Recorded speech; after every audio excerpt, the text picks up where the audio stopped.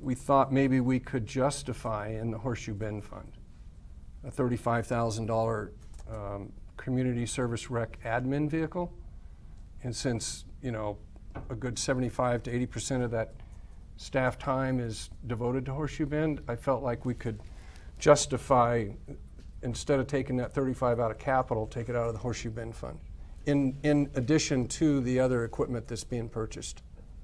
That was also in this proposal. And Mayor and Council, I missed that. I did. And so then the last thing, and I'll get off this bandwagon here. In the past, when we've distributed COLAs, raises, distribute cost of living increases and that, it's been entered into the budget under HR personnel compensation. And there is a means to which you can track what's been happening with personnel. This budget throws that 3.5% across the board. And I would rather had seen it put in where it was in the past, which has been used in the past under personnel compensation, HR department, and then from there it's distributed to all the different departments when those raises are instilled. Why didn't we do that? Mayor and Council, the reason we didn't do that is because it's a lot more labor intensive for the finance department. It's going to end up coming out of all of the personnel budget line items. There's 5 or 6 of them for every department. And when you give a raise in one, it's going to affect your FICA. It's going to affect various things, your retirement line. Actually, those 3 line items, your salaries, your retirement, and your FICA line item. So every department has those 3. So to put them all in human resources, we can do that. We've done it that way for a couple of years. It's just labor intensive for finance because we have to then journal entry all that back out when it's paid. So we were having this discussion. We put it in the salaries where it's going to be paid. Plus these COLA increases are going to be issued July 1. It's just we have short memories. And I found that when I was trying to justify my argument that we have been more than fair on our incremental increases. And I was able to find, you know, justification and factual numbers through the years of budget. But when it's hidden now, and we did this last year too, when Crystal was manager, the increase was hidden. And so I find that's the only reason I would like to see it where it's open, it's looked at, and in 2 years from now you can see, yeah, we did that. Now what should we do next? In the budget process, and it lined out 3.5% in each department. Yeah, but that's just a memory that's going to go away. You will never have a record of that. Those are just, all that is, Rick, is the background information for this year's budget. But there is a record of it because it was discussed and approved during a council meeting. Well, yeah, but what I'm saying is 2 years from now, will you remember? Most of this council didn't remember that 3 years ago we gave a raise. When we argued and debated this 3.5%, 3 years the ago? reason was we hadn't given any raises. 3 years well, the ago, fact is only 3 of you were on this council. Yeah, and I debated that, wait a minute, we have been giving incremental. We did a 4% 1 year when we had an interim manager. We did a class and comp, which ended up being, 9-10%. Then we backed that up with another one that got hidden in salaries. So the point I'm making is when you just throw it out there, in 2 years, whoever's the council is going to say, well, we need to do this again. Well, wait a minute, let's keep track of what we're doing. That's up to the council to do their own research and prepare prior to Which is why it should be a meetings. record. It's not going to be it's not going to be a record. I have a question for Kane, really quick. So we keep all of our reports and everything on the computer. Okay, but this is an IT question. Are we able just to do a search across those reports for like a % raise or? That would be her, because that's Cassell. Our financial reports, is that what you're referring to? Or like the city budget? City budgets are all online, on our website. I have 10 years worth on the website. In answer to your questions, we do track them. Here's a spreadsheet that I have going back to 2003 that will show you every merit increase, every year we got it, the amount and all that. So, yeah, it's an Excel spreadsheet. May not be good enough, but we do have a tracking. We could share this and build this with council in our budget process every year. It lets us know. I understand what you're saying, Councilmember Warner. You're wanting to see the whole number. I would love to have seen that spreadsheet in this year's backup material. That would have been really helpful, because I may have been right on board with these guys saying, hey, we need to, because I'm not about trying to be cheap. What I'm about is trying to be frugal and responsible and in my mind, we balanced the scale when we did a major $1 million increase in the class and comp program. At that point, I felt like we were whole. And just a year or two now, we feel like we're not. And I would have loved to have that as backup. Okay, don't mean to interrupt, but point of order, we're getting close to time. Yeah, I got one thing for her, if I could sneak it in. Go ahead. I mean, first of all, to clean this up, I'm all about the spreadsheet going forward. If you could make that a part of our budget backup material, I think that's. I can do that. I had a question about Horseshoe Bend.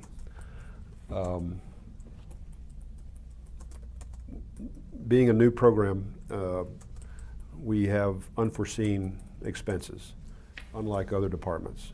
As we're learning as we go, we're spending as we go. So we're spending against estimates right now, and I know we're spending a lot of money to fix things that are happening on the fly. So my question is, we've budgeted kind of before we knew what we know. Moving toward the end of the fiscal year, do we run any risk of outspending our budget? I mean, I know there's money in the bank for Horseshoe Bend, but it has nothing to do, we can only spend what we budget. That's correct. So my question is, do we run a risk of outspending our budget? Do we need to look at So that you're again? speaking of the current fiscal year, not, No, he's No, thinking the 1920 budget. oh, 2020, okay. We budgeted 2.5 million, I believe it was in that budget. Horseshoe, 2.14 million to spend this year for Horseshoe Bend. That's where we're tied to. If, say, we out-budgeted that or we outspent that budget, then that would be a motion to come before the city council to ask them to transfer funds from elsewhere in the budget to cover any expenses, or decide which project you were not going to let for that year, or what vehicle you weren't going to purchase, or Right. whatever the expense. My only concern is we are spending a lot of money out there as we learn, and I think we run the risk of potentially month 10 or 11 looking at each other and not having money to operate on. You do have a contingency that you could fall back on and transfer to if you had to. Yes. $1 million in contingency, so that gives No, us. it's not It's a million. 350,000. We have a $350,000 contingency in the budget.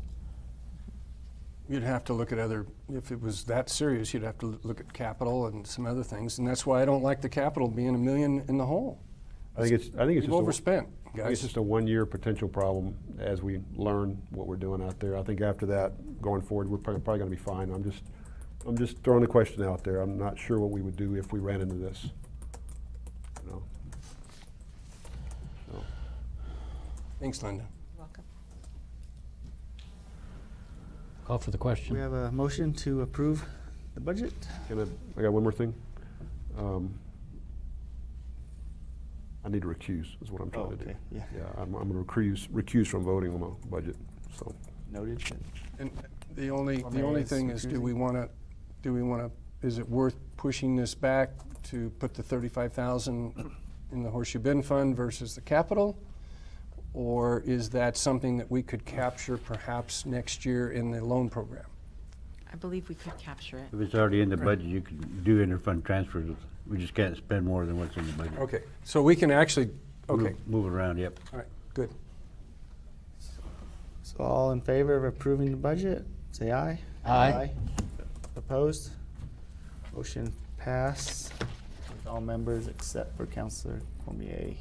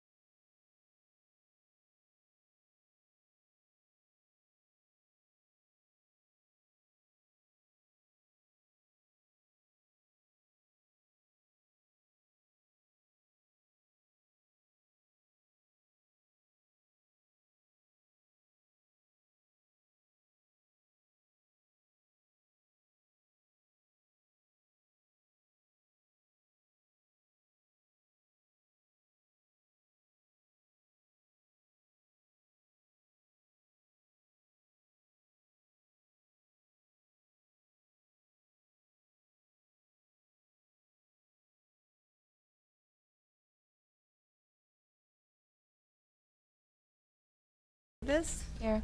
Counselor Yang, Present. Counselor Bowlby, Here. Counselor Cormier, Here. and Counselor Warner. Here. Priority list. Does anyone have any discussion or possible action pertaining to the council's, city council's strategic priorities? Any discussion pertaining to council's individual priorities? Minutes. Would approve the minutes. Second. Motion and second. All in favor, say aye. Aye. Opposed? Motion passes unanimously. The consent agenda. The consent agenda is means for expediting routine matters that must be acted on by council. All items must be approved in one undebatable motion passed unanimously. Would approve the consent portion of the agenda. Second. Motion and second. All in favor, say aye. Aye. Opposed? Motion passes unanimously.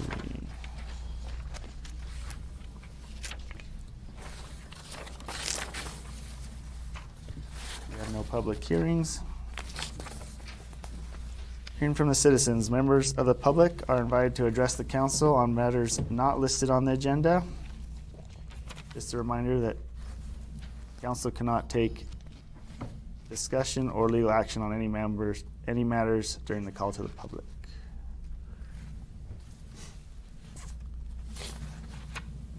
Okay. Seeing no one rushing to the podium, we're going to move on to reports. We have a report from the city manager. Good evening, Mayor and Council, members of the community. I'm going to do a little bit of a brief. It'll be quick. Just give you a little rundown of what happened this past session, and hopefully it'll provide you some more discussion as we move forward through this new year.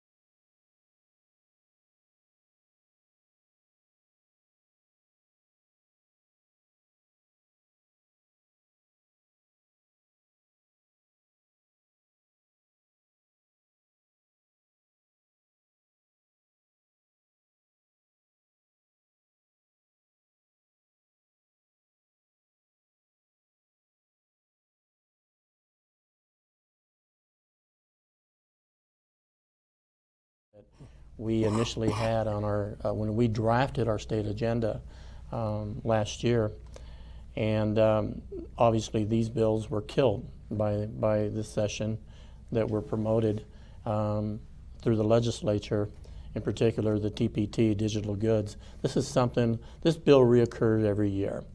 And it would exempt software services from state and local TPT. And that's some of what a little bit is our bread and butter in some areas. So every year the legislature tries to dabble in and get some of this funding. There were some other areas here that were killed: the municipal judges' terms, retention, elections. This was killed as well. This was obviously opposed by many communities, towns, and this bill would have implemented a retention election system for municipal judges. And it's already difficult to do the jobs to recruit judges, and so we just saw this as another way of the legislature, again, trying to step in and tell little sister what to do. Some bills that were actually signed that we were in support of, and part of our state agenda was obviously the public safety residency requirement. This bill would have prohibited cities and towns and counties from requiring firefighters or peace officers or to be residents of a city, town, or county where they are employed. Out here in Page in particular, that would hamper us. I mean, we're already in a housing crisis, housing crunch, and so if we weren't able to look outside of our own city limits, this bill could have hurt us. But this in turn turned out to be something that we support. It was signed by the governor, and obviously it was done early in the session actually. So we were actually able to move through some of these bills that were signed.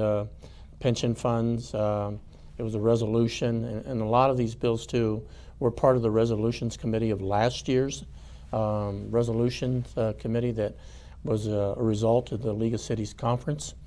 So this year, many of you will be attending that conference on Tuesday. There is a resolutions committee. You can go there and hear what the new bills would be, what the thought is from other communities, where there's support and where there's not. But in this case here, the pension fund was signed that allows cities and towns with existing part-time volunteer firefighters retirement accounts to pay down unfunded liabilities in the PSPRS fund. That's huge because there's really been a stonewall on this for many years. Now there's some flexibility helping the cities and towns to address their pension funds.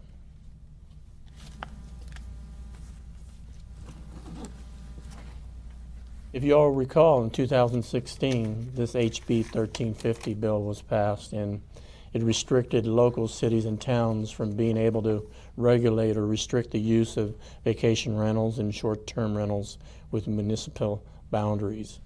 There were a lot of cases on this, but one that stands out most is the Goldwater Institute coming into the city of Sedona and telling them that they couldn't do that.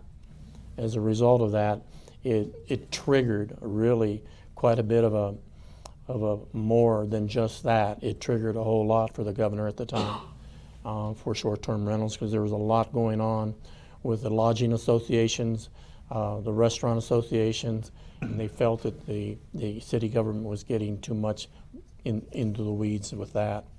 So with that, this bill 1350 actually affected quite a bit of many municipalities, communities, and this year we wanted to see what we can do to start addressing how we can get in some form of way regulating some of the areas of concern when you have short-term rentals.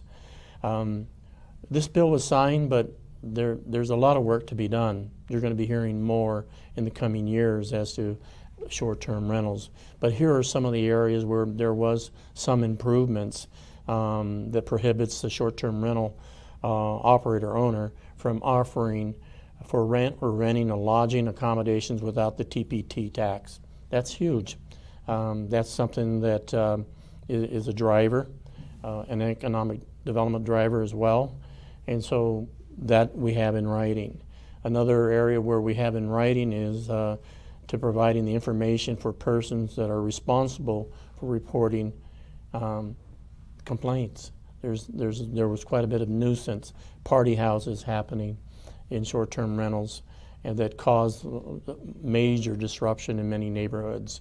And not to mention other areas of services that were also hampered, from trash to sewer to parking lot congestion, streets congestion. And so it's something that's in the works. You're going to hear more about this in the League of Cities Conference, because this will be another focal issue that we're going to still continue. And I've got a couple of more bullets up here on the bill that was signed, and the bottom one will require the Department of Revenue, DOR, to impose a civil penalty on the STR or a short-term rental owner who has a citation for a violation of a local ordinance on a short-term rental property. So there's fees incorporated here. The DOR is able to move through, and I'll be happy to share that in more details in the coming days as to what those fees are. Other bills of significance that were signed was a $15 million housing trust bill, and that's something of important to us that as we're looking to affordable homes, affordable housing, or what they're calling inclusionary housing. So that's a plus, but you got to understand everybody in the state is going to be after that housing trust fund. You had a little over $250 million in infrastructure funding throughout the state, and numerous projects around the state that include I-10 widening, in Casa Grande, in areas of Phoenix. There are some areas in the I-17 that will be looked at. There are other state routes that are going to be looked at, bridges, highways. So this was like an all-inclusive bill to sort of help some of those areas with the Department of Transportation, Adot. There's $18 million to cities and towns for road maintenance and construction. And this is a win, for the 91 cities. It equally divides among each of the 91 cities and towns that $18 million. So for the city of Page, we're looking at $197,000 in addition to what we receive for HERF funding. And they want us to use it in HERF manners. So that's another area that we'll be taking a look at, coming back to council and say, where do we want to go? You got a roundabout in that 225 million? I said, is there a roundabout in that 225 ADOT spending? We can discuss that, there's no doubt. But it's actually opening up some doors for us, here from a transportation side that we're sorely in need of out in 89, obviously. There's $10 million for state aviation fund, and this is the one that I wanted to make sure that we were included on and being down there at the legislature, because they did away with this fund for the past 2 years. And this could help us in our planning stages of maybe inclusionary in our scope as we look at our airport. So more to come on this $10 million state fund of aviation fund. Again, every other airport's going to be vying for this. But I think there are some documents, there's some work already in place for the city of Page that you all have been working on in the past few years that I think is going to be I think we're a good fit for this area as well. And last but not least is $3 million for rural broadband. Again, this is another area where we could possibly be a player in this funding. So everything you see here on this slide here is something that is an appetite that we obviously will have as we move forward, and we will be advocating, we will be pushing to make sure that we are at the table and that we are on the menu. That's important for these funding sources. With that, Mayor and Council, that concludes my report. Thank you. Questions? Boards and commissions, any reports by board liaisons? The Parks and Recreation Board met this Monday. Let's see, results, raw data from the proposed dog park survey were submitted. We are reviewing all of the data that was received regarding that and the public scoping session. There are a couple of things that will be discussed tonight that were discussed Monday night as well. And ultimately, the biggest thing for Grandview Knoll, it's looking, what, 3 months for till it's completed for the Grandview Knoll project. Don't hold your breath yet. Famous last words. Pretty much. Probably won't be done until next spring. Okay. I don't know where that came from, but there's some work we can't do until winter due to the availability of labor. So Maybe whatever. the gabion baskets won't be complete until next February or March. But Okay. it's the only way we can afford. We're getting a good guy deal on the labor, but they're not available in the summer. All right. I don't think that information was available when it was announced on Monday. Yeah, probably not. So that was the biggest thing. The bigger things are being discussed tonight. All right, thank you. All right, moving on, we have one item of unfinished business, 12.1. Discussion possible action pertaining to the City of Page logo. Council asked that to be sent out to the public. We have the results there. I have a question on that survey. It was sent out and you only had the option of voting for one of those three, and there wasn't a fourth option, none of the above. Because I had several people say that they didn't like any of them and they couldn't vote none of the above. Not about that choice. Of the surveys, do we know what the percentage of participation was? Was there any way of tracking that to where we would know if that none of the above was significant or not? I don't know. There were 902 votes. Seventh of our city. So the 902 votes, what's the skipped option?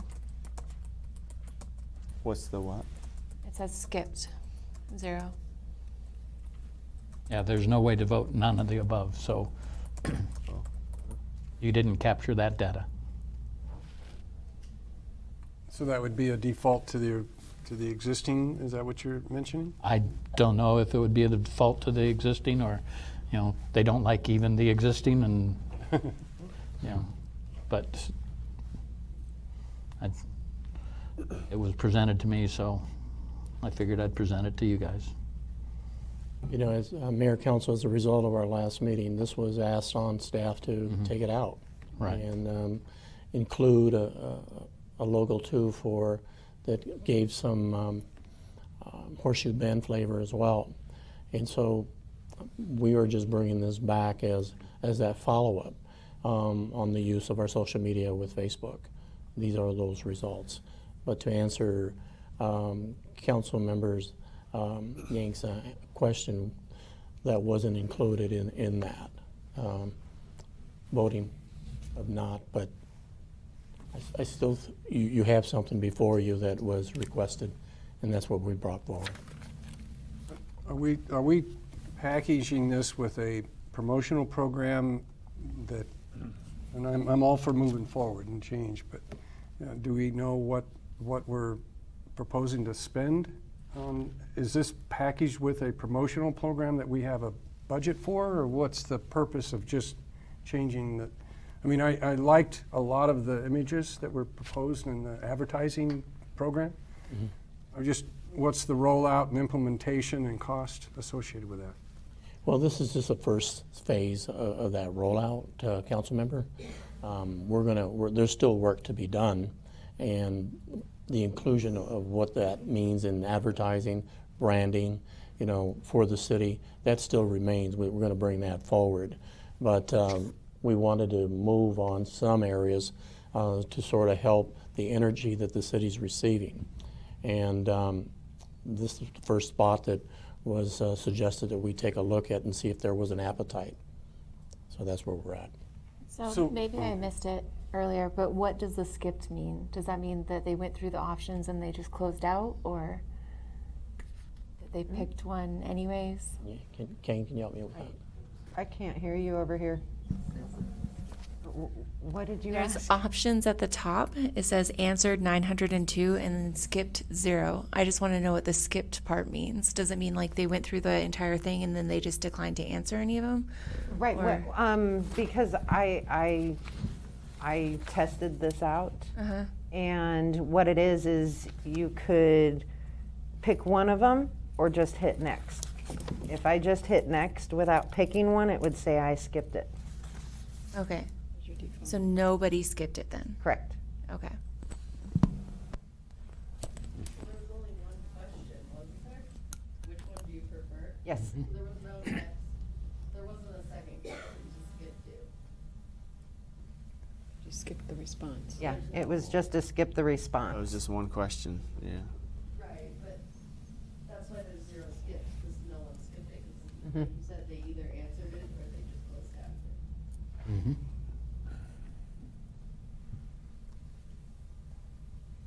In light of where we want the city to move forward, and perhaps this is a turning point with the NGS closure, and it's time to refresh and get a marketing program going, I would, say that I kind of like the one that was selected as well. I'm just a little concerned about the cost of implementation of just a logo change. I mean, that's stationary, that's everything we do, right? Signage around town, all of our parks, everything. So it perhaps needs to be in a 2-year rollout or some type of a longer. I wasn't imagining re-stickering everything Yeah, right away. but I think that a fresh look at this point in juncture is a positive move forward. I would support a change, and I think the marketing plan, if it's tied together with good online and physical marketing, it's the move we're making. We're moving from service community to a tourist community, and I think this is probably a good thing to change. I move to adopt or approve concept 2 for the new logo. And then we figure out from there. I'll second. A motion and a second to adopt this logo. All in favor, say aye. Aye. Opposed? Nay.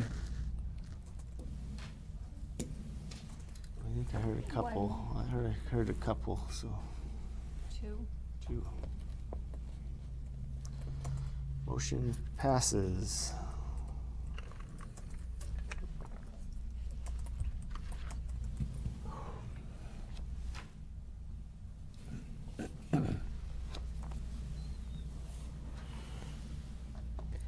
All right, new business. 13.1, discussion and possible action pertaining to Horseshoe Bend improvement change orders. Mayor, I'm going to recuse myself on this one.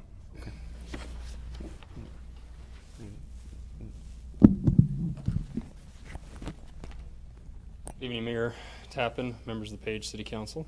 We'll just go through some of our background information. As you know, we're nearing the completion of the Horseshoe Bend Phase 2 parking lot, both A and B. Just have a few minor things for the contractor to clean up on. Some of the things I want to capture before we're complete on this project is some of the change orders that have come about during the construction process. As you recall, there was no contingency included in the bid specs, and so these change orders do fall on the city for payment. So I've listed the 6 of the 7 change orders. Change order 1 is a non-fund change. It doesn't have any change to the amount of the contract, but we've got change order number 2, which is rock excavation with unforeseen conditions in phase 2A. Change order 3 is a conduit upgrade for our future grid tie power. Change order number 4 is some minor changes to the monument sign. These were to accommodate the actual sign once they got the fit and finish dialed in with all the graphics. Had to make some slight changes to the monument sign. Change order 5, which is the largest of the change orders, is the trash enclosure. The discussions with the architect. Oh, I thought I had a booming voice. Thank you. Now it's a little tall. Change order 5 is the trash enclosure. This was a determination with the architect, the builder, and staff. Is in the current design, the trash enclosure was located in the area of the potential phase 3 parking lot expansion located next to the current existing vault toilets. We made a design change to relocate that just a little bit to the south of the parking lot. That way we would not have to reconstruct it as part of phase 3 when and if we go to expand for additional parking and removal of the vault toilets. So those costs incorporated are just for the minimal additional work needed. There's not being charged double for that trash enclosure or anything like that. Change order 6 is representative of the required rock conditions for the extension of the storm drain into phase 2B. And then we had some Adot requirements as part of our right-of-way work as required by the permit. There were some rumble strips that existed in the new entrance location. They did ask for that to be milled and filled. So, Chair, I move to approve the change orders for the Horseshoe Bend Improvements Phase 2 for a total of $47,304.58. Second. Motion and a second. Any other discussion? Discussion? Just a quick question, Kyle. Just curious, because I'm thinking in terms of design in phase 3 and the engineering behind it. In my mind, there were several things in the original design that that I think none of us could have foreseen. But I guess I question the engineering. I'm looking at Few design flaws. yeah, there's a few basic things that were missed and I think are problematic, such as, engineers should know turning radius of a bus, and that, pulling through the gate, or the pay areas, there's not enough turning radius, I don't think, to be safe. We've had some issues there. No overhang on booth 3, so when it rains, that booth is closed because it gets water in it. Now we have rock excavation. There's two line items here that were not foreseen. I guess the drainage wasn't calculated fully. I'm just curious, what I'd like to see, now that we know more than we did, going in, because it's hard for us to look at a set of blueprints and really know what we're looking at. We rely on the engineer to do that. But now that we know more about the operation of Horseshoe Bend, I would like to see more input from staff with the engineers on phase 3 to look at, the small details, like some of the things I just mentioned, moving forward, so we don't have that. We don't have these change orders at the end of phase 3. We'd like to get the design right to start with, and I just think that they overlooked some things that, in my opinion, as an engineer, they probably should have caught. And I would just like for staff to be there to help them envision phase 3 fully. So that's just my input on that. we will address some of those issues in phase 3. Yeah. So, Mr. Mayor, More input. I was having that discussion with Mr. Warner a little earlier, and I was thinking that we need to reinstitute a group of 3 councilmen to meet with the engineer and the staff and have some of that stuff addressed when he's here a week from now, or whenever it is he's coming, so that we can incorporate all that into phase 3 and get it taken care of and stuff. Do we,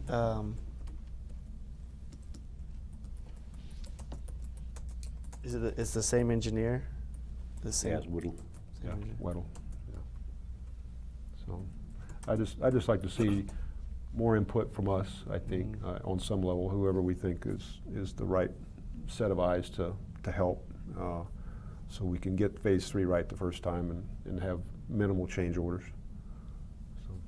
So I'm proposing that me and Mr. Warner and Mark Cormier do that. I don't know if I can. Oh, Did maybe you you find can't. out if I'm Let's get- sequestered yet? Let's get rid of him, then pull somebody else in. He indicated that it wasn't a problem when I spoke verbally with he said, I don't see this as an issue. So I think going forward, if I can participate, I would. I would like to be part of that. Yeah, you have to put somebody out there because you only have 3. And I just really encourage some of the staff, obviously you're involved in it, but some of the staff that's out there, maybe even public safety, be represented. So just make sure we don't miss something that's important. Is it council's wants to do does council want to create a subgroup, or do we want I'd kind of like to be on there because that's my forte, and I have an engineering license. Why not create a subcommittee with Councilors Cormier, Councilor Davis, and Councilor Kojin, along with city staff, to address just this phase 3? If I'm allowed, I'd like to participate. And I've been on the ground floor of this for 5 years, and I feel like I'd like to continue to participate if I'm able. I mean, We could take turns. Yeah, that's what we did before. the problem, like when I brought up the turnaround if someone decides not to pay, is sometimes I thought we didn't have enough input, but I don't want to have, I don't want to drag it out either. Yeah, I don't want to throw a wrench in the gears of progress, but I think we definitely need a little more input though with the engineers. yeah. Am I able to discuss if I recuse myself? I'm not going to vote on it. No, I you can't? can't. You can't participate in discussion if you've recused yourself from the item. Sorry. Because we're still on the change orders, aren't we? And that's Yeah, can we one of get the off the change reasons orders? I'm Call for the suggesting these 3 is because Councilor Warner has So- had to recuse himself for this discussion. We Okay, I'm don't know gonna- when you won't be able, I'm when gonna- you will be able to participate in the In conversation. about 2 seconds, because I called for the I'm question. going to call for the question here, and then we'll discuss about the subgroup. So, I do have, real quick, one question for you, Mr. Christiansen. After you call for the question, there's no further discussion. all in favor of approving the change order, say aye. Aye. Opposed? Nay. Further discussion? Now we can talk about, Further discussion? How I does think we that can- work? no, we're talking about the new item now. About having 3 people from council. No, think doesn't that that- have to go to the next meeting? Because that's not on the agenda. That's not on the agenda.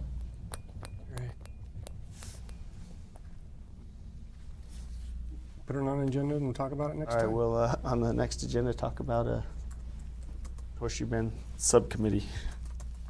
Isn't he coming before then? What's that? Isn't Whittle coming before the next council meeting? He's You know? What's that? coming on the date? 17th, correct? Yes. Coming on the 18th. 18th. Okay. But is he coming for phase 3 or is he coming to close out the phase 2? Yes. It's coming to close out phase 2 and sit in on the first schematic meeting for phase 3.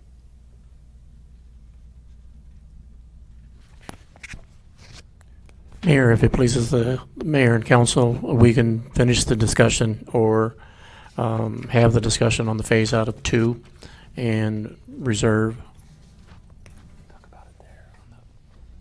We also have, we can reserve for till then, but we also have an agenda item out on 15.2 that we could possibly talk about that there.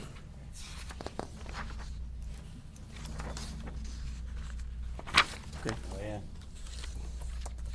We couldn't take any action to form a subcommittee or anything for phase 3 but you could have some discussion as it pertains to the architect and how we want to work with him in the future and under the update of the closing out this project. Phase 2, if that makes sense. There is a subcommittee already, the Horseshoe Bend. It was We haven't one. created Well, a- is not one. technically there Never wasn't. we So, never created a subcommittee. yeah, we never created a subcommittee. What happened is there were some council members that were invited to participate in staff-directed meetings. It wasn't a subcommittee of council. It was never appointed by council. And if you do a subcommittee of council that's appointed by the mayor, then you have to have open meetings, you do minutes and advertise public meetings and all those things for every meeting that you have. And so how we've handled this with the Horseshoe Bend project was it was staff, and there was a couple of council members that would occasionally, attend and participate in a staff meeting, but it wasn't a Okay. subcommittee. Well, maybe we're overthinking this. I Yeah, mean, because the all other- we want to do is sit down and have input to this drawing. We're not. I don't want to make a big. We don't big want a to-do task about it. force. Yeah, I don't want a big to-do about this. What it enabled us to do is to have a rotation. And so between Mike Bryan and Corey Seiler, there was and the mayor and myself, there was always sort of a three-person attendance. And the mayor, you were in some of those. I was part of that at the Yeah, end. you were too.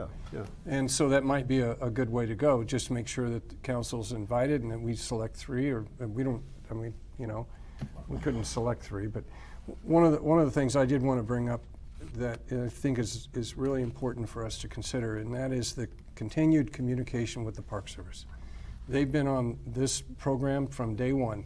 We had our retreat, we developed a Horseshoe Bend master Point plan. of order, what does this have to do with anything? None of this is on the agenda. The meetings, the staff and the reviews that he spoke of just now, every one of them had Park Service attendance. That's what this has to do. But I'm trying to figure out where this is on So I'm the gonna- agenda here. I'm going to bring us back to the. Right. I'm going to bring us back to the agenda here. We're going to move on to 13.2, discussion and possible action pertaining to the extension of General Airport Consulting Service with CNS Engineering. So once again, good evening, Mayor Tappan, members of the Page City Council. What you have before you is a motion to approve the General Airport Consulting Service Agreement extension with CNS Engineering. So for the last 3 years, CNS Engineering, Inc. has provided general architecture, engineering, and planning services for the Page Municipal Airport, and these services are necessary to design and construct projects funded by the federal and state airport grants programs. The city provides grant match money on many of these projects. The original award agreement dated June 8th, 2016 included an initial term of 3 years with 2 one-year extensions. Staff continues to be satisfied with the performance of CNS engineers over the last 3 years and currently recommends the extension applying for the first of the one-year extensions as in their contract. Okay, Mr. Mayor, I approve the 1-year General Airport Consulting Service Agreement extension with CNS Engineering Incorporated through June 8, 2020. Second? Motion is second. All in favor say aye. Aye. Aye. Opposed? Motion passes unanimously. Thank you. 13.3, discussion and possible action pertaining to the rescheduling of the June 26th City Council meeting to June 24th. We kind of had a discussion on it, but we need to formalize that. Move to reschedule the June 26, 2019 City Council meeting to Monday, June 24th, 2019. Second. Motion is second. Any discussion further? All in favor say aye. Aye. Opposed? Motion passes unanimously. 13.4, discussion possible action pertaining to Republic Service Recycling.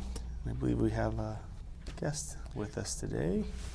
Mayor and Council, as a result of a conversation I had with Reese last week, felt that it was probably relevant that he'd come and address the council regarding our Republic Services, in particular the recycling program.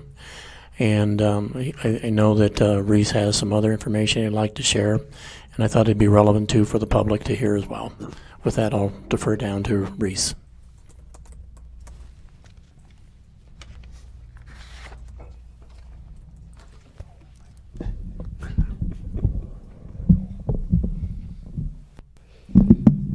Mayor and Council, thank you for allowing me to speak to you today. My name is Reese DeMille with Republic Services. I'm the Manager of Municipal Affairs and Contracts. Just want to talk to you about what's going on with recycling right now and how that pertains to your contract with us. And this is not a Republic Services issue. This is a worldwide issue, and it's now hit local, and it's hit really hard. So we're in every company, every hauler like us is in dire straits. We're all scrambling. Don't know what to do with it, don't know where it's going. Did not foresee this coming. Again, worldwide in every country because of China's started as the green fence, went to green sword, and now they're just essentially not taking recycling products. And so that is why I'm here today to talk about what's going on with the current receivers of the product. Now, again, we're just the hauler, and then we haul it to a third party. We don't process the material ourselves. We take it to a third party. But as of just this past week, that third party hauler, or that third party company called Rocky Mountain Recycling, they gave notice to St. George, where the material goes currently, that they will no longer accept recycling material at their plant in St. George. They are shutting that down on July 6th. I believe that's a Saturday. And so we are in a position now of not knowing what to do with the recycling product. Now, we currently have a facility in Las Vegas that we own. It's a very big materials recovery sorting facility. We call it a MRF, a materials recovery facility. And that is where we are trying to give St. George and all of Washington County an option to go to, and we'll be presenting information to them because they're scrambling right now. They don't know what to do. We're trying to give them an option of where that's to take that material. So with that, let me just give you a little background of where the pricing has been. So we had been paying about $15 a ton over the last couple of years to get rid of recycling. Now that went to $50 a ton. I don't know the exact date, probably about 8 months ago, something like that, 8 to 10 months ago. Rocky Mountain Recycling said that they were going to go to $95 a ton. Washington County, St. George, Washington County said there's no way that they're going to pay that. And so last week, Rocky Mountain Recycling, when they made the decision to just say, we're not accepting anything, we're closing our doors, they were able to do that by claiming a force majeure to the contract, and essentially told Washington County, do what you need to do. And so they've claimed the force majeure and are closing their doors, and Washington County's trying to decide right now what to do with that. So for Page, I've got some numbers for you. You have about approximate, these are approximate, so I don't know what the exact numbers are, and Michael might have these, but we use about 2,550 homes in recycling that are participating in the recycling program.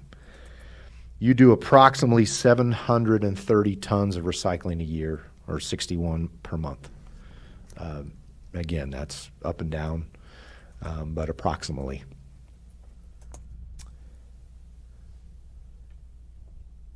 Over the last 12 months, that's what your running total has been, about 730 tons. So what that equates to, that difference between what we started paying and now is fairly substantial. And so we have to have some relief on this, because when we got into this recycling program, and we have no way of charging the residents. We don't have a way to do that. But every company are standing at these podiums the same way, talking to their cities. I live in Utah, in northern Utah County, north of Provo, and my city just implemented a $1.25 per month increase, and they're only at $65 a ton. We anticipate that we'll have some numbers of what Las Vegas will be able to charge us, but I don't want to give you specifics because I don't know what those numbers are, but that's going to be somewhere in the ballpark, give or take, of probably $120 a ton. And that's obviously because of the transportation costs. And now, one thing I will tell you that is different in our materials, MRF in Las Vegas, and what Rocky Mountain Recycling had been doing is, now, and Michael and I talked about this. He said to me a month ago, maybe 6 weeks ago, I understand that Rocky Mountain Recycling is not recycling all the product that's being landfilled.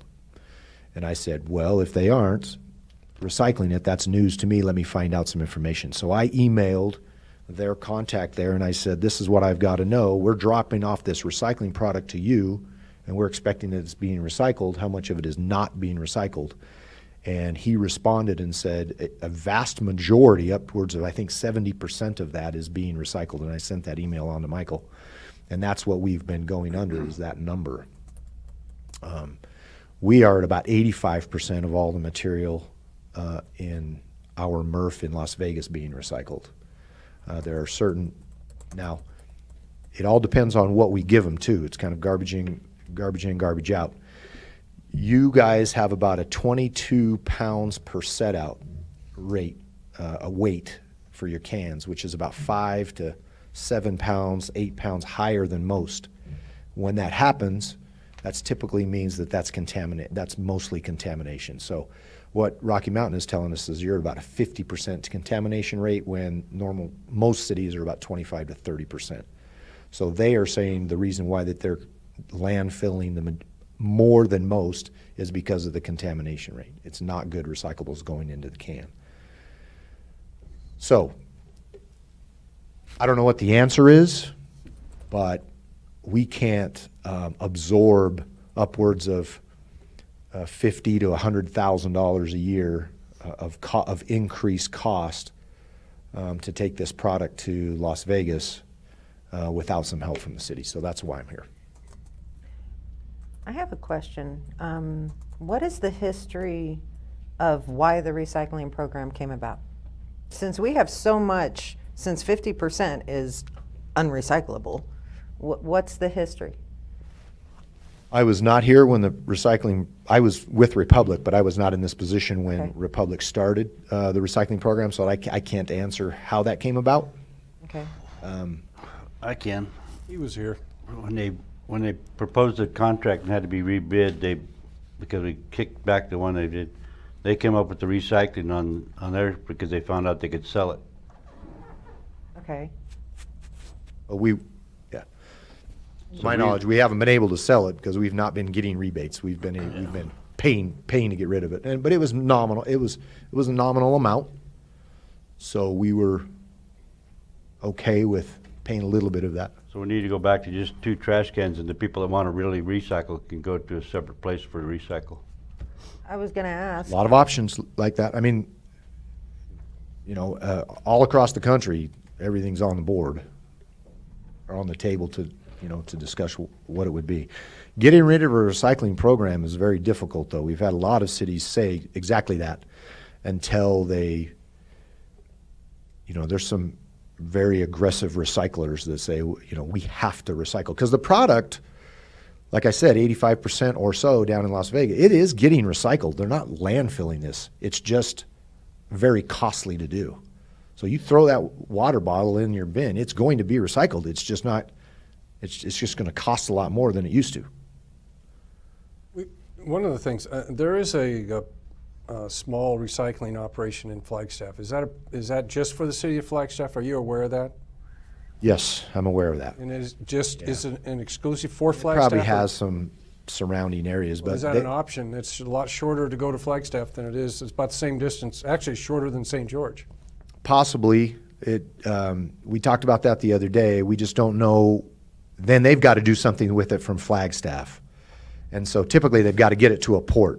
And so Las Vegas is closer to a port than Flagstaff, and so they've got to get it to some port. So the numbers we were hearing is it probably wouldn't be too. It's shorter in distance going to Flagstaff, but getting that, and they'll charge you for that. Getting that to a port is going to be more. So we're thinking it would be about 6s. But it's a recycling operation. I mean, they. The sorting is, yeah. Okay, Yeah, so then they you've got to still- get it to the port to get it to a place that's going to manufacture something with it. And are you guys actual recycling or sorting? We just sort it. Okay, Yeah, we sort it, so- and then and the process is unbelievable, but it pops out a ton or 2-ton bale of whatever it is, and then they have to sell that to a manufacturer that's going to use it into making something. Okay, so you guys Just the aren't sorting. dependent upon pretty much the majority of everybody else, where they're shipping it out to China. We have to do the same. So how Everybody's in the is same boat. China gonna be affecting you guys because they're cutting everybody off? That's what I'm saying. That's the reason why. So now, where China took upwards of 65% of the world's recycling, then they say, we're not taking it anymore. Everybody's scrambling to find new markets. And so where China was paying for it before, these other markets are saying, we'll take your product, but instead of getting, and again, we're just the hauler side, we're not on that port side. Instead of getting $100 a ton, you're going to get $20 a ton.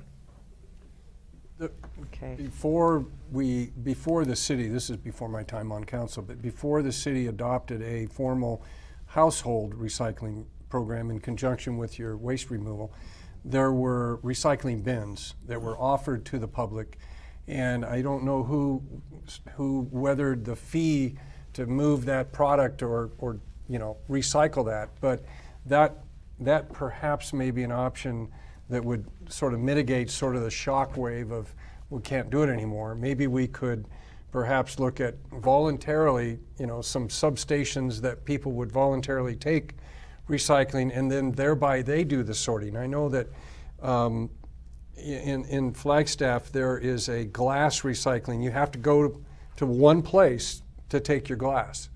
You go to one place to take your cans, and so the public does the sorting in a sort of a indirect way, and maybe that's an option we could look at. Yeah, I mean, we do that in like Pleasant Grove. We have a glass container, but we only have to take it up about 30 miles to get it to a place that's going to make it into insulation and other things. So the cost is somewhat minimal. I don't know what, it would have to go somewhere from here, and then that would be that. And I'm not advocating that we do glass. Yeah, I'm talking anything. I'm just saying, anything, even if it's paper, sorted. plastic, and aluminum. Maybe that's an alternative that we could look at. Possibly, I would think there's more value in those components than glass. but we would still be taking, a roll-off of 2 tons.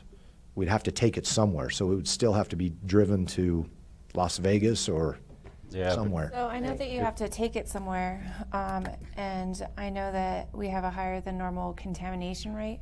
If we gave our citizens the option to either have 2 trash bins or 1 and 1, then just the people who'd want to recycle would be using those, and then you would have to haul less. Would that help? Correct. So, I mean, the hard part about this is we're under contract for curbside recycling services. And so that is the case, but if the density shrinks, the cost for everybody that's doing it would go up. Does that make sense? So the more people in the program, the costs are going to go down on the collection side. The amount of tonnage going to Las Vegas, I'll just use that as an example, going to Las Vegas would still, that transportation is still going to cost the same amount. Whether it's 5 trucks or 3 trucks, per truck it's going to cost the same amount. If we adopted a program where, let's say, we take land, perhaps up by the water tower or whatever, and build a recycling station where the community could take their paper, their plastic, their aluminum, and perhaps glass, I don't know. At that point, then, that becomes your collection. And now you're not sorting. You're not taking that to a sorting station.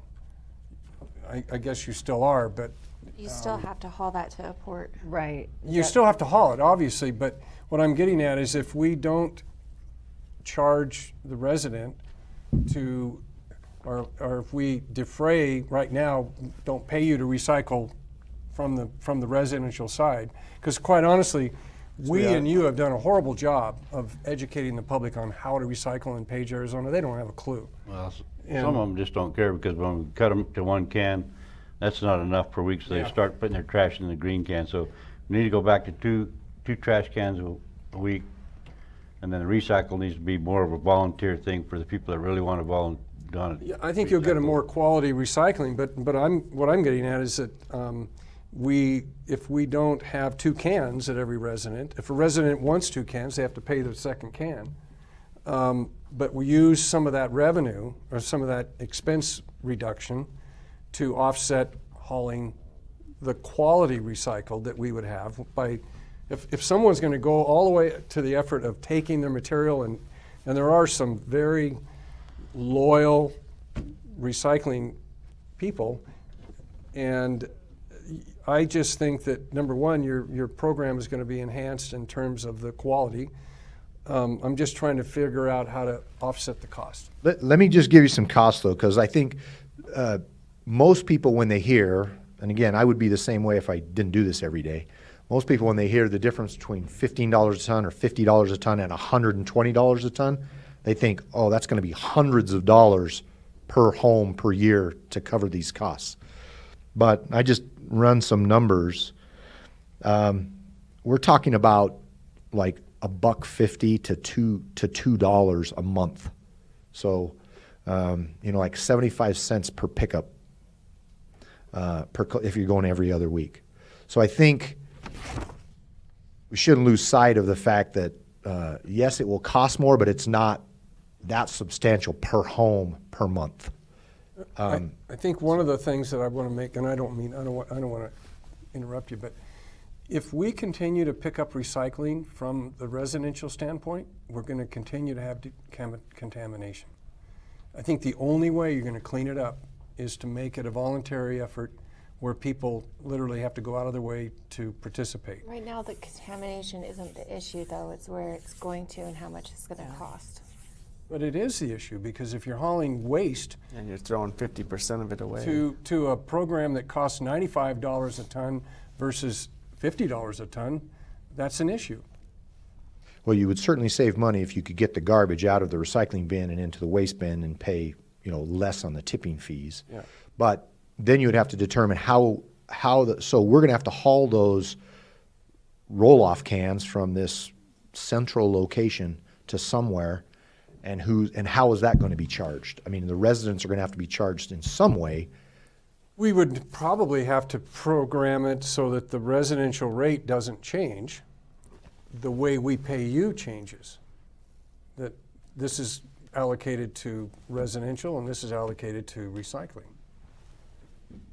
Aren't we already? Like I said, everything's on the table to discuss. I've never seen they have one of these in Park City, and it has to be subsidized because it just doesn't work like everyone wants it to up there.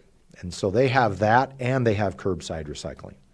It's just with curbside, there are certain things like glass can't go in your curbside bin, so they take it down to a centralized location. And they have tried to do it with other things as well. Styrofoam shouldn't go in your curbside bin, so they have a place that styrofoam can go. But it has to be subsidized heavily. And aren't we paying an increase for the recycling to have that? We're paying more for the recycling that we are getting now? Well, I don't know, your rate is combined, so I don't have it split out. How you guys split that out and charge your residents, I don't know. I just know you pay us X amount for both recycling and trash. I would think, I'm sorry. Yes, if you please I know. please come up to the podium. Tina Holman, 7 19th Avenue. I would invite you all to do some research and find out that recycling throughout the country is being discontinued. It's not cost effective anywhere. They're not being able to properly recycle the materials. And so as a consumer, to have to pay more for stuff that's going to end up not getting used for the purpose that recycling is supposed to be, forget it. Go back to twice a week pickup, and people who want to recycle can take it wherever it's offered. But we shouldn't have to pay for that when throughout the country, people are just continuing recycling. If you live in Hawaii, that's on an island, and a minimal amount of land, they have to recycle it. But other places, no, it's going to the landfills. Thank you. I was going to say, I would think that contamination is probably more rampant in Page, partially because of the commercial, more the commercial aspect as well. We have a lot of hotels and so forth, and That's got nothing to do with it. they pick those bins up and take them somewhere. The green cans. Yeah, what you this, talk this about. should, we're just talking curbside recycling. Just so residential. it's just residential. Oh, okay. Well, your landfill has a whole bunch of other stuff in it from commercial then. Okay. I think Mrs. Holman has a valid point, and one of the things that is available, I don't know where the federal government takes its recycle, but there's recycling bins at both launch ramps and on the national park. I don't know what they do with it. I know that the cardboard is actually processed and hauled off from here by Airmark. They actually shred the plastic and they shred the glass and they shred it and they haul it. Really? Page Steel hauls it out of here for them. So So, when you have some real proposals, bring them back and we'll talk about it. so to be clear, you're saying you're not recycling anymore? I'm saying on July 6th, we have no place to take your recycling product except for an option in Las Vegas, which I don't have a clear number on what that will be. So, I mean, we're still, like I say, we're still contracted to collect this curbside until June 30th, 2025. But, And so- but we know that it's less expensive to landfill than it is to recycle. Recycle is an upcharge. So if we eliminate recycle, that's going to leave some measure of cost either passed on to the consumer or utilized perhaps to find alternative ways to. Wait till Phoenix comes up with it. There's actually several companies down in Phoenix trying to figure out how to do mass recycling. We're trying, that's where our headquarters are. If we go to twice a week trash-only pickup, Yeah, it should decrease that's a our costs. lessening of the contract in terms of your cost. Because you're not having to pay to take it to, you're not paying $15 tipping fee at the landfill. So there's So if you had that in the past, pardon my ignorance, but she said 2 times a week trash, twice a week said- trash pickup? Twice a week, no recycling. We were never asked if we wanted recycling, it was just implemented. You guys instituted it because you guys were able to sell it. It wasn't our choice. So if we There eliminate. was a member of council that was pushing for it. Well, I was gonna say, Item. there was options, there was several options presented to council, and that's the one that council chose. But the community was not. Vitamitowski. So this sounds like a contract negotiation, Yes. so, So bring back some new proposals and we'll let them. Let me just deal with Michael then. It's one option you can bring back.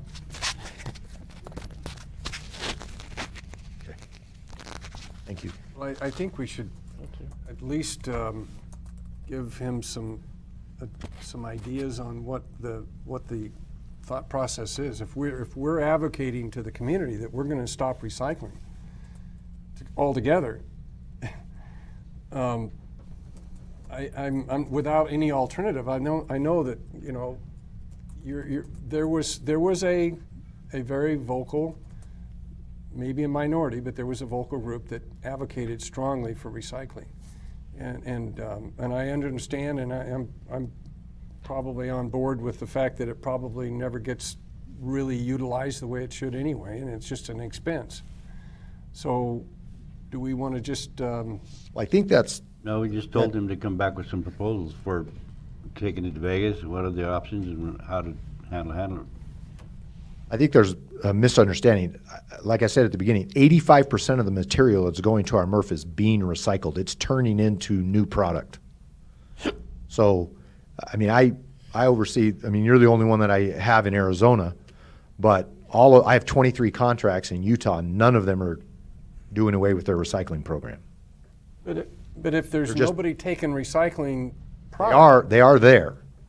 They are there. This is just, the hard part is where you're located, that there's not options for us to take it to. So all throughout the Wasatch Front, and we got to figure out what we're doing with St. George now. But all throughout the whole state of Utah, all of my contracts, all of Waste Management's and that. In fact, they're building a new recycling facility now. $6 million. So how does the China thing affect then, if there is still a demand for recycling material? They're just charging more to do it because, and I probably shouldn't say this as an employee for public services. I recycle, but I'm not the greatest recycler. I just do it because it's just as easy for me to throw it in the blue bin as it is another one. And like I said earlier, Waste Management just increased my rate $1.25 a month. The feeling is that the products are being recycled and they're being sold, they're being made into new products, and that's keeping them out of the landfill. And so the communities say, we don't want it to go into landfill, so we're going to pay more to do it. And then there's others throughout the country, she's correct. There are others that have said, we're not willing to pay more to do it. And so that is I hate to use this word because nobody can even define it, but that's a sustainability decision, what the city may want to do. And the cities that I work with have said, we are not willing to do away with a recycling program. If the residents want to do it, then they're just going to pay for it to do it. And if you don't want to do it, you don't have to be part of it. How many homes are in the city, Michael, do you know? We have 25, 50 recycling cans, roughly. That's about the number of homes. Question, how many homes we have? About 2,500 homes. 2,500? Roughly, okay. And I don't know how it's split up, but it's about $24 for the combined rate. Can we just have the options that we have set forward instead of trying to figure it out all tonight? Yeah. Like, are you able to speak with Mike and come up with options, what it would cost for no recycling, what the contract would come, what it would cost for Las Vegas recycling? Can you check with I Flagstaff? should have that number by early next week because we have to give it to Washington County by Monday. Yeah, can you check with Flagstaff and see if there's an option there? Yep. And then I think one of the things that people are having issues right now is you guys are just a hauling facility, so once it gets to, if it goes to your Las Vegas area, then where does it go after that? Like, is it actually getting put to use, or from there on, is it just going to be dumped in a landfill because nobody else will take No. it? Like I said, 85% of it is being sold as a recycling product. Okay. So are you able to Two-way manufacture. put some prospects together and see what our options are? Yeah, Okay, so we'll have you work with Mike and bring back some options Okay. for us. we'll do that. Thank you. Thank you.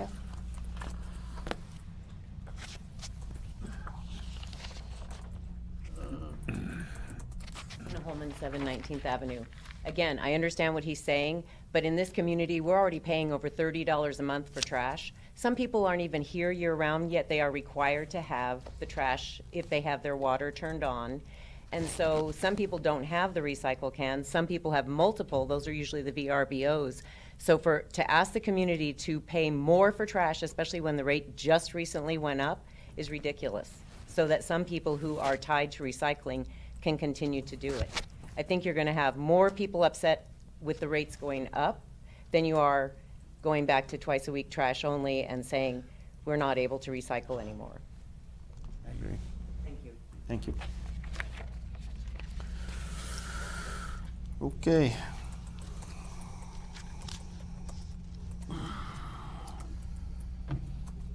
Did he leave? He walked out. Yep. He's gone. I won't thank him then. Thanks for coming all the way to page 13.5. This is discuss possible action pertaining to traffic at Horseshoe Bend over the 4th of July weekend. And I'm going to combine this discussion with 15.2, update on the status of Horseshoe Bend. We're going to put these two together. And we'll start with the chief. Good evening, Mayor and City Council. Tonight, approaching you to discuss the upcoming 4th of July holiday and how we are going to deal with the influx of traffic we're going to have at Horseshoe Bend. As you very likely know, this traffic problem out there has evolved even in the 2 months that I've been here. And it just changed again with the opening of the second part of the parking structures out there, the parking facility. But right now, with experience we got from the Memorial Day weekend, we are totally reactionary at this point. Everything we've done is we try to react to a problem, and we're behind the curve constantly. So it has become apparent that we really need to change our thinking on this. And so we are proposing that we have developed a plan that is proactive in nature, that is going to address the problem out there. And if we can get a map of that up, that one right there, please. We can blow it up as large as possible. Right now, the rethink on this is basically to treat it like we would a major event in any city you would go to, university, any of that. And what we're looking at is we have a large influx of cars that come into a very small area of Horseshoe Bend, and we're trying to deal with the gridlock that occurs there. So without going too far into details with this, I will tell you that we are planning to set up a separate incident command out there for the 4th of July weekend. We are planning to have, would like to have traffic assistance out there that is going to take that epicenter of the Horseshoe Bend and spread that traffic out. That's generally what you have to do to deal with a large influx of traffic. And then have officers on scene at the entrance there to manage that traffic flow. So I'm coming to you from a law enforcement perspective on how can we manage this effectively. And if we're going to manage it effectively out there, we have to get ahead of it. And the plan that we're proposing here is that what we can do. We have brought in all area partners, including NPS. We finally have Adot at the table on this. Our city staff has been involved. DPS is involved. We have taken this and we have taken initial plans and beat them up and massaged them into the current plan. And therefore, we are requesting some help to allow us to do this. What do you need? What's your? What I need What's your is, plan? after consulting with everybody, is about $50,000 for this holiday weekend. And what that would include, and yes, it is sticker shock for all of us, but what it would include is traffic control devices out there that would allow us, as you can see on this map, to keep traffic from parking along Highway 89, would allow it to spread out, and then about 10,000 of that is going to have to go into overtime for police officers. Our plan is to partner with DPS to get a couple of their officers out there for 12 hours a day for 4 days a week, or 4 days of the holiday, and 2 of our officers out there, plus an incident commander that won't be on an overtime rate. Is, for the message boards, is it like a rental fee, or are we just going to get to keep them for the next one? Well, I'll have to defer to Kyle on that, but I will tell you that I do know that we are planning to rent them. Right now, that is the quickest and most cost-effective way we can deal with that without having to store them, but I'll have to defer to Kyle for details. But wasn't the other half of the parking lot not open on Memorial Day weekend? It was not, but the issue with that is with the massive influx of cars like Memorial Day, that would have already overwhelmed that second parking really quick. I will tell you that I was out here this last Sunday morning, and it was about 8:30 in the morning, and just then, an off holiday weekend, and that parking lot was over 2/3 of the way full right then.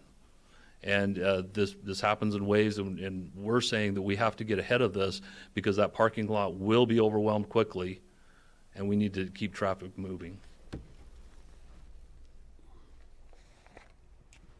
Memorial Day weekend, I know traffic was backed all the way to the roundabout at Walmart at points. Yeah. DPS actually closed down Highway 89 because of it. When I went out there, all the booths weren't even open. It was just. Yeah, but if the Yeah. parking lot's full, I was gonna say that's You don't- probably because ADOT or DPS shut it down. Yeah, they closed us. They actually, ADOT tweeted about how they had to shut down Horseshoe Bend and Highway 89 because of the traffic. It was that bad. And when that happens, we are very likely going to have people out there who have heat exhaustion. We just had one today that went down, and we have to be able to get emergency vehicles in there. We have to get resources in there. And what happened on Memorial Day can't continue. We are very likely asking for a public health crisis out there. And that may turn into somebody like the state shutting us down or the feds that, and we would like to control it ahead of time so we can avoid that. So will this be reoccurring for every holiday?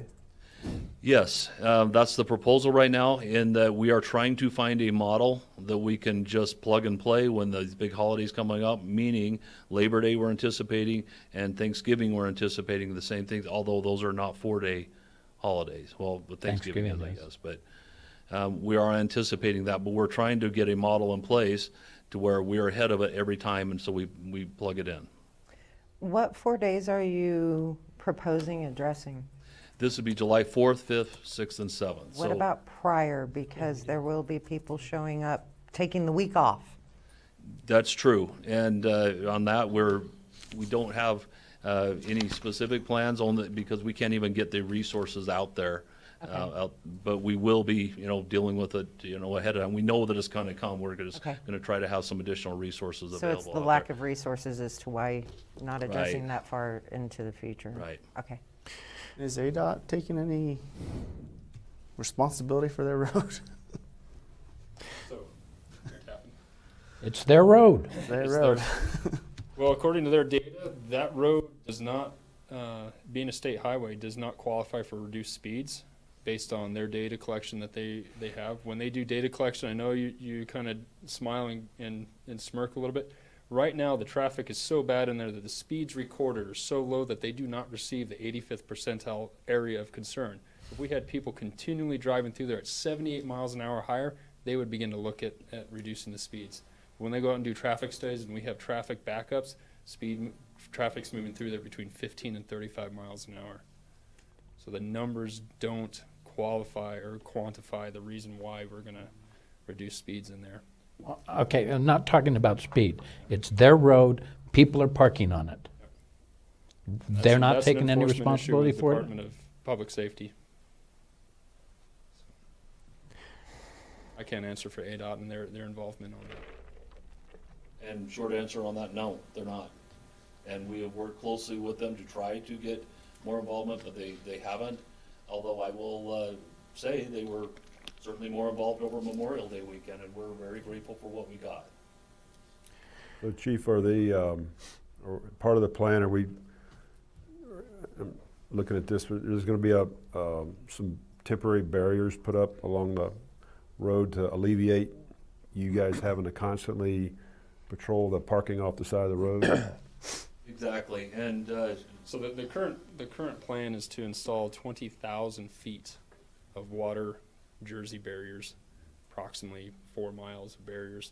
It extends from State Route 98 south to a little over a half mile beyond the turn, limiting their ability to park on the shoulder. So a half mile out onto the reservation outside of the city limits. Correct, yes. Are those rented or do we own them? If you would approve $750,000 today, I would go buy 20,000 lineal feet of barriers. But no, we will be renting these. Holy moly. Mayor, Council, what we're proposing too is somewhat short term.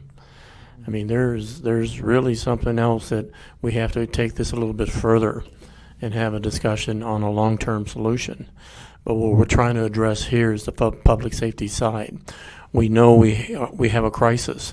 That's going to happen. And so, as the chief has mentioned, we want to get out in front of this. We know it's coming. And in our experience, we've made mistakes along this trail.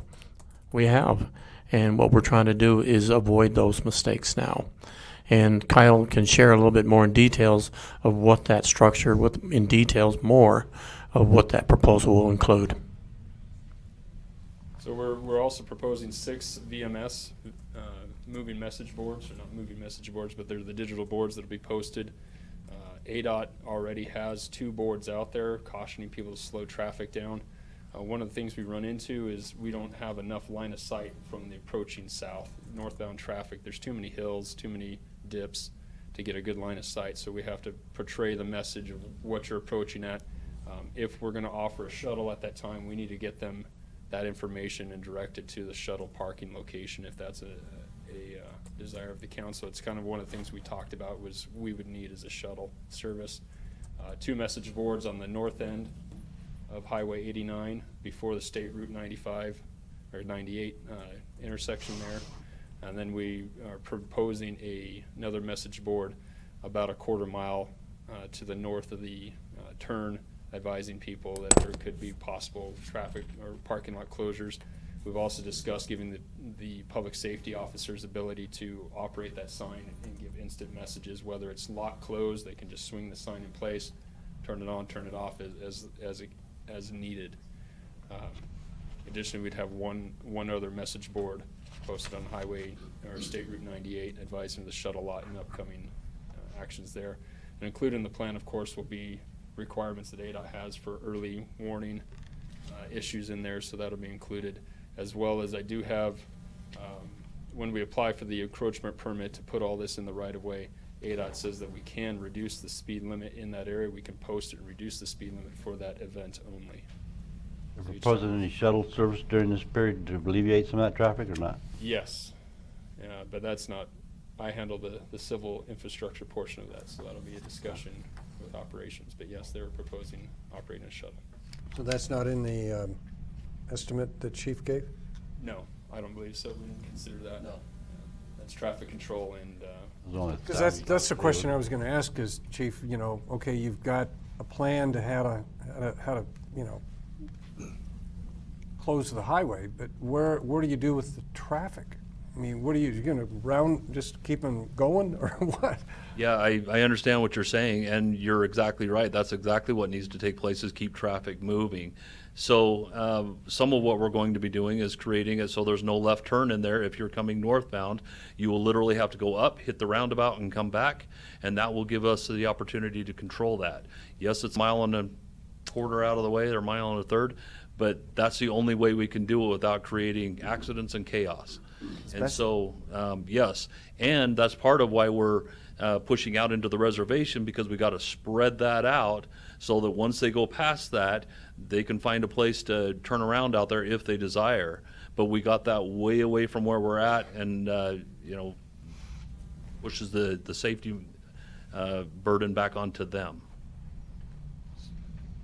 So it's basically a vent.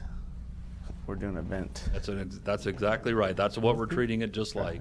Well, you know, I would commend you guys for doing this. I'm just thinking forward that I would be a little reluctant to say that this is going to be an ongoing deal, particularly in the Thanksgiving. I mean, looking at the prior data, which doesn't really relate a lot to what we're seeing today, but Thanksgiving was not a big heyday. We didn't see spikes on the winter holiday periods. We did not see spikes. So I think you're seeing, because what you don't have in the winter is you don't have the summer crowd. All you have is, you know, dedicated people. But we had to bring in. I think that data's outdated. Yeah, we had to bring in a transportation company over Christmas. Because we didn't have a parking lot. We had 45 parking no parking spaces. lot. Right, but. You had 45 spaces. It's just one of those, this is definitely a short term. We need to, as a council and as a city, need to look at a long-term solution for this. However, for right now, Lynn, do you have any information regarding transportation? Because I know these gentlemen don't. Yes, sir. You were recognized by Councilor Yank. I do apologize. That's okay. George Trujillo, live here in Page over on 12th Street. Question is, kind of, haven't been out there since the new parking lot has been in place.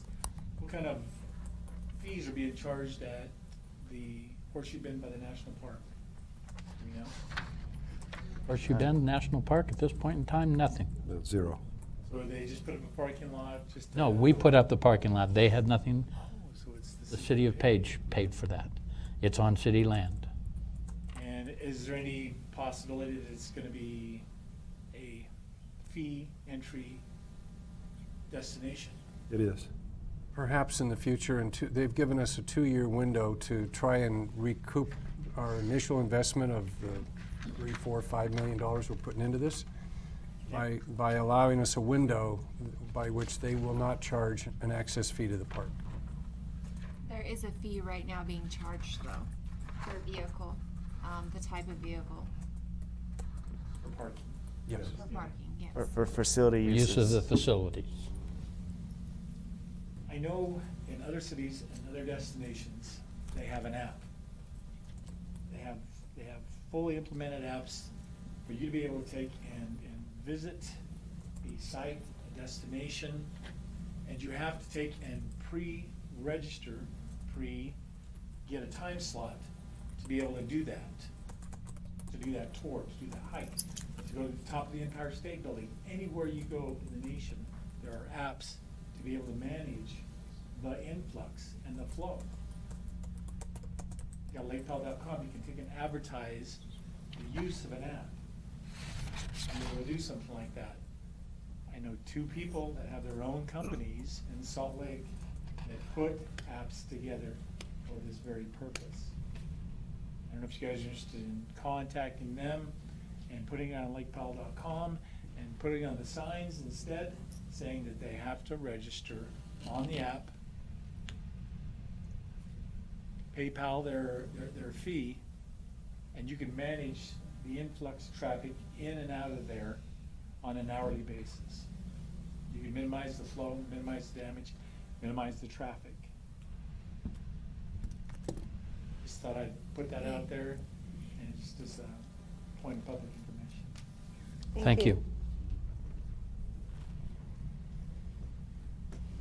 I think where we're at is let's deal with the 4th of July and use this model.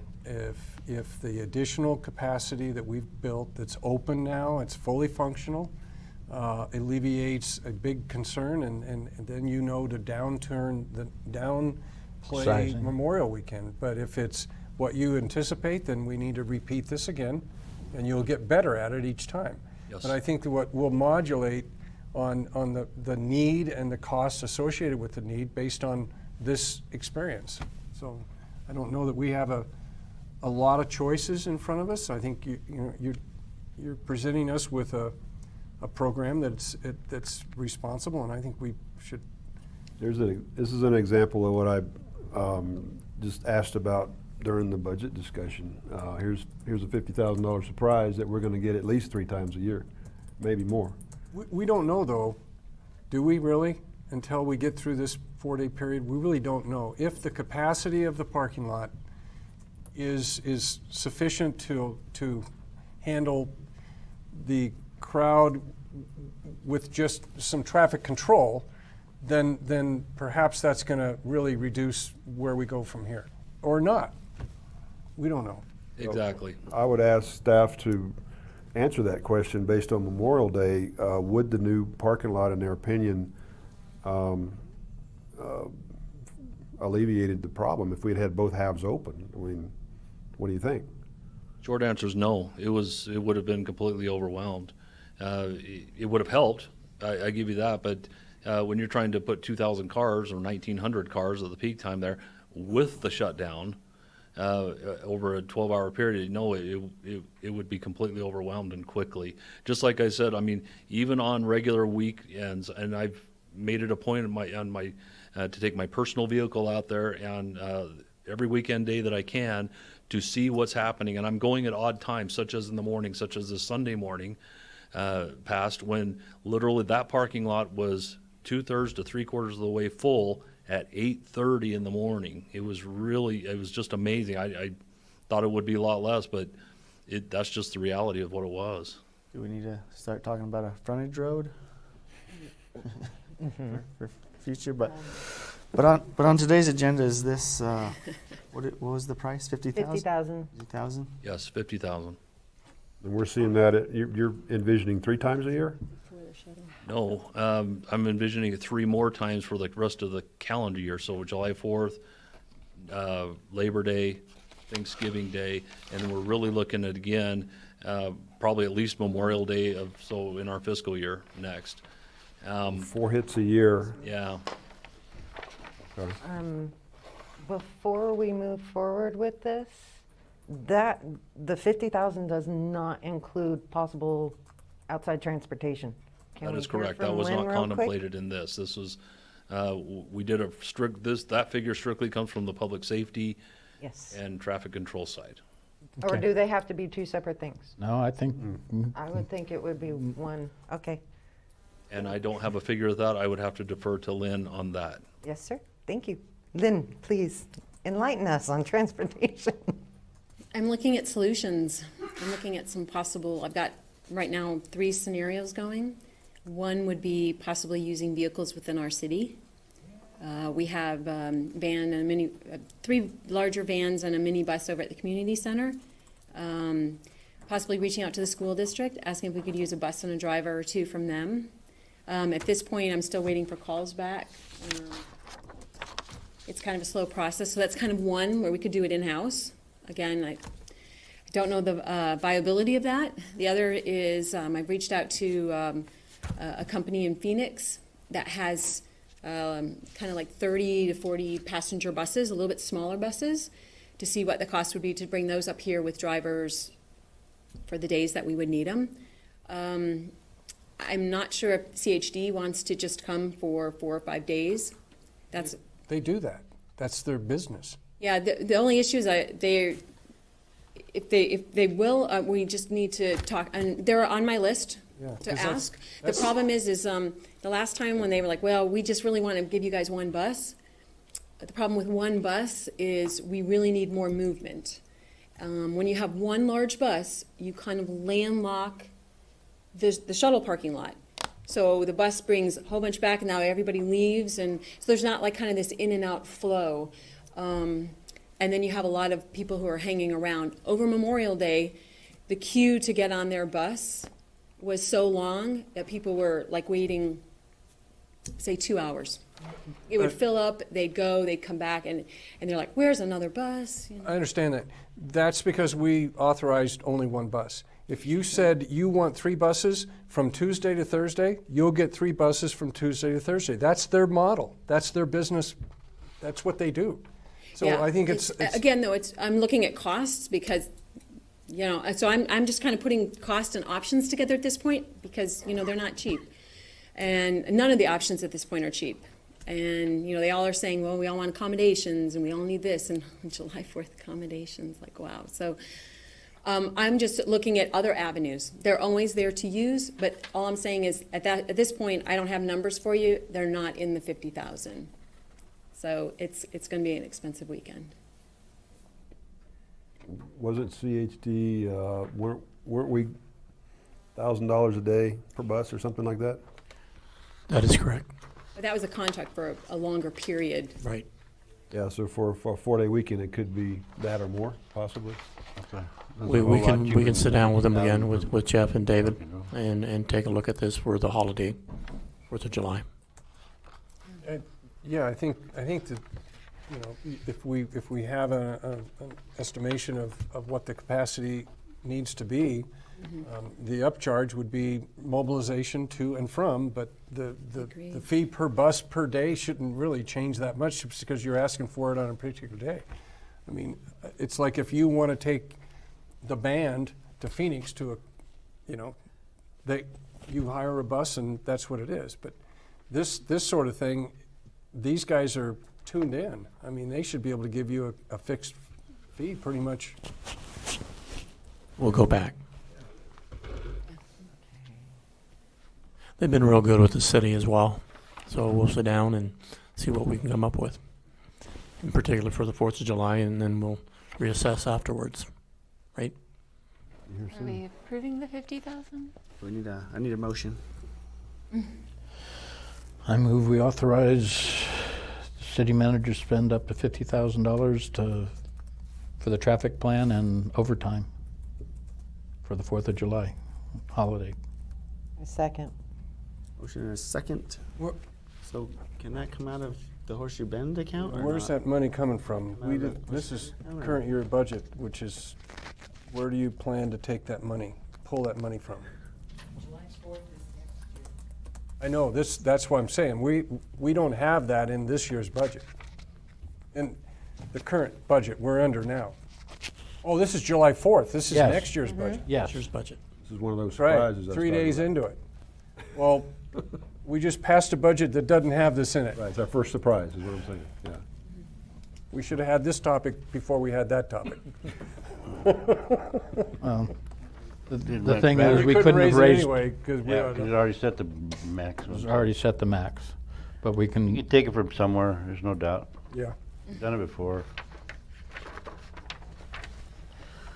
Motion and a you know, second. Any we further we can wait. discussion? What, we've, Motion and a second. Any further One discussion? more question on this, discussion-wise. There's no bus money built into this number. Do we need to do that or not? No. You don't like Until we $12,000? have- $1,000 a day, he can afford that out of his pocket. Well, We don't know Still how don't much know that's actually gonna cost yet, so. I'm thinking we ought to make it 60,000. I don't know.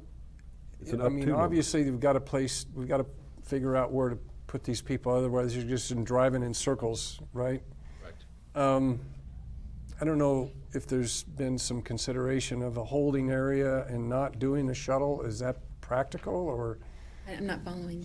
Because the problem I see, we have a full 350 available parking stalls that we've never had before, ever, okay? And now we think it's going to be overcapacity for certain hours of the day. To staff a shuttle service for the uncertainty of whether or not you've got 5 cars that can't fit or 100 cars that can't fit. I guess we could go all out and say, you know, let's just blow, you know, $10,000 more on 2 buses and then learn from that. Or we could say, you know what, the parking lot's full, park here, and when it's not come full, back we'll in an hour. change the That's not- sign. That's not feasible if you think about it, because you're talking a highway where people are constantly moving.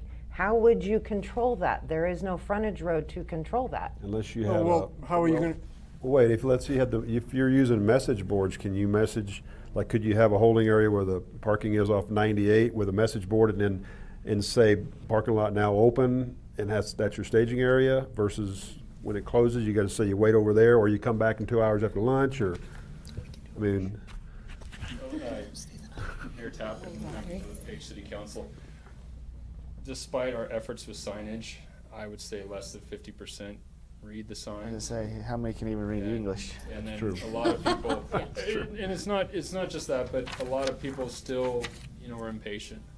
You know, when we were turning people around and previous to the construction and asking people to return later, we would get, you know, people every 15 minutes. Is there spots open? They said, no, it's, you know, it takes 45 minutes, you know, come back in an hour.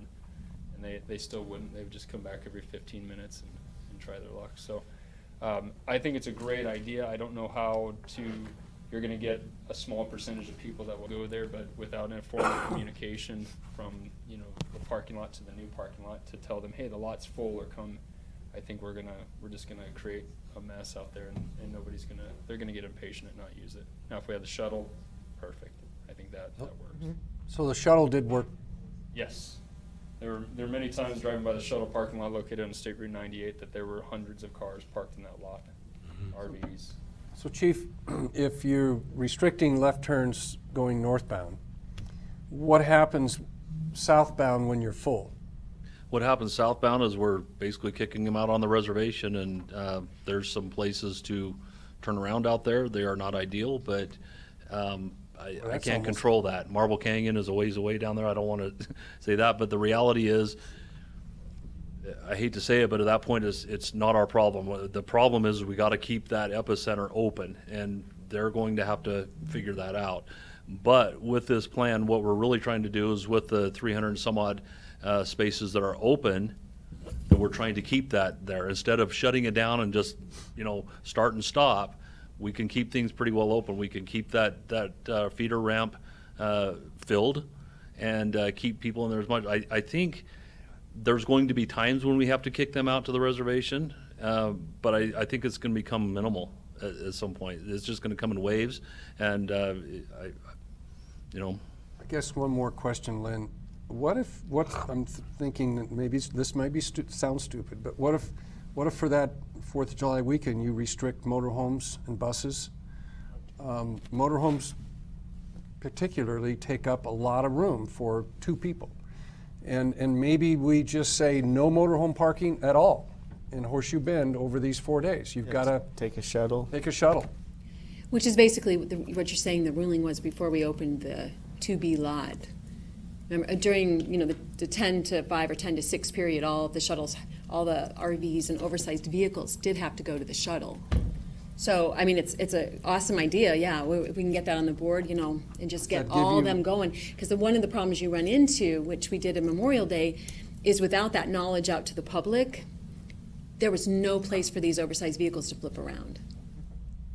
So they were the ones plugging up the road, and that was kind of why Chief here says, let's shove them out further, because they'll go right up to that reservation line and do a 16-point turn, stopping traffic both ways. So if there's some way to get the message out that all these oversized vehicles need to go to the shuttle, that it would help, definitely, Counselor. Yes, that's exactly right. And we're looking at partnering with Waterhole Canyon to kind of get them on board as well. I mean, that is the most reasonable place for people to go turn around if they want to try to capture some business for tours out there as well. The other thing we're doing is we're not going to allow trailers to come in. We have a lot of boat trailers and other stuff that come through. That will not be allowed over the weekend. So now you'll sign that. So Yes. if that's the case, then you could just as easily sign motorhomes as well. Yes.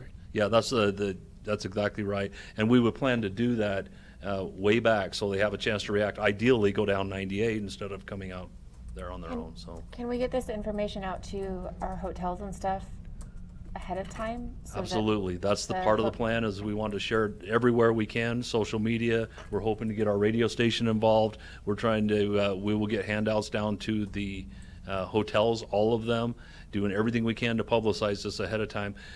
We really recognize the fact that we still need to be ambassadors, and we want to be desperately, but we still have to control this to where, we're not driving people away, we're just controlling the circumstance. So absolutely, that's part of the plan. Yay. Motion So how do we and a amend second. your motion? I'm not amending my motion at this point in time. Or are we going to do an emergency session when Lynn is able to get some? If it's under the $10,000 city manager's spending authority, he has that, and if it's an exigent circumstance, he has the authority to spend more than $10,000. And we have another meeting. And we have another meeting before We that. have another anyway. meeting, Oh, yeah. the 24th. I'm going to call for the question, and all in favor of the motion to spend $50,000 for public safety, all in favor say aye. Aye. Opposed? Motion passes unanimously. Mayor and council, thank you. And also, I brought up the 15.2. Was there Horseshoe Bend parking lot. any other further discussion? Slowly slide over. Okay. Going back to the comment I was making before, is when we do have staff design meetings for Phase 3, I would like and encourage us to include the park with perhaps dedicated representation from them, just like we had in the past. They've got a vested interest in this just as well as we do, and they've been a part of the planning process from day one. And we've sort of begun to gap that, and there's been a lack of communication for too long. They're our partner, whether we want to acknowledge that or not. They own what You. people They are own the coming view. to see, and so we owe it to them to have an input on what that visitor contact station looks like. They were integral in the design of the parking facility and so forth. I just want to make that clear. Yeah. That's good. And an update on the parking lot? Oh, are we moving to that? Yes. Oh, I'm sorry. He included 15.2 Yeah. in with this. Okay. That's why we can talk about things like this. Okay. Yeah, we successfully opened 2B. It's going wonderfully. We've gotten great reception all around. It's alleviated, I didn't realize just how much pressure it was actually, the absence of that expanded parking lot was putting on the staff. When you have, cashiers in each booth, and after each transaction, they're looking out to ensure that there's parking spots before we had to hold, cars in queue, what have you. So they said, it's just so much more relaxed just to know that we have a whole parking lot that we can fill up. It doesn't fill up, we haven't filled it up yet. We've gotten pretty close on a couple Saturdays. Great response from the the tour bus operators. They're excited that they can now stay on site. It's alleviated pressure from the tourists who would conglomerate along the kind of the side of the unloading area and would slowly migrate over to the fee booths where there was shade and what have you. So we've had numerous times where we couldn't even open our doors. There were so many people standing there looking for a little shade. So it's nice because now they're actually going directly back to their buses and loading their buses as well. So overall, it's been wonderful. You talk about tension with NPS. I guess I don't see that as much because I see the workers there on a daily basis. We joke with them, we talk with them. Joel's out there all the time. He's a great guy. They have their ambassadors out there now. They're volunteers who are helping with the heat issues. Trying to tell, every day now we've had 1 or 2 or 3 calls for people who've fainted, passed out, all because of heat-related issues. Those New Yorkers that don't know about our heat. Job security. What? Job security. Job security, yeah, especially for our fire chief over there. Job security for the EMS. That's right. That's right. So actually, it's really nice, and I have to kudos to our public works department who've gotten out there.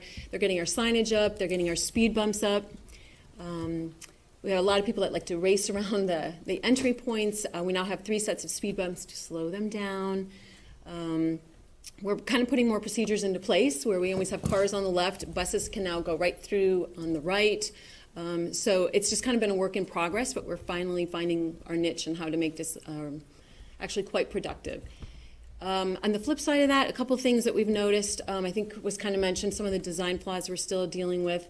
The other design flaw right now that Director Christiansen and I are kind of working with has to do with the bathrooms. The architect has designed, of course, if you can imagine where the vault toilets are, there's the walkways, entrances on the side. Nobody does that. Everybody just goes right over the ledging, down and across the big rocks which are there for the drainage. And we've already had 2-3 people sprain their ankles and knees trying to get through the big rocks because they don't want to walk to the end points for the entry. So we're going to be continually to look at ways to create some sort of an entryway in the middle because today I took a picture of about 40 people coming off a tour bus just walking straight instead of going around the sides. So yeah, it's beautiful and what have you, however, it's not functional. We just don't want anybody getting injured. So MPS has done a wonderful job of realigning the fence. One of our concerns was people coming over and cutting and creating all these little ant trails, new trails over to the bus area and the bathroom area. MPS has done a great job of helping us realign the fencing so that doesn't occur, so that we're going to minimize the damage and the re-veg that we have to do. So overall, we're excited. It's nice. Like I said, we have a much more relaxed atmosphere out there now that the cars can kind of flow in and out. Are they working on the trail? One more time? Are they working on the trail? Yes, they are. Yeah, slowly. Any idea? December 2018. That's what we post. That was supposed to be March of 2017. Yeah, exactly.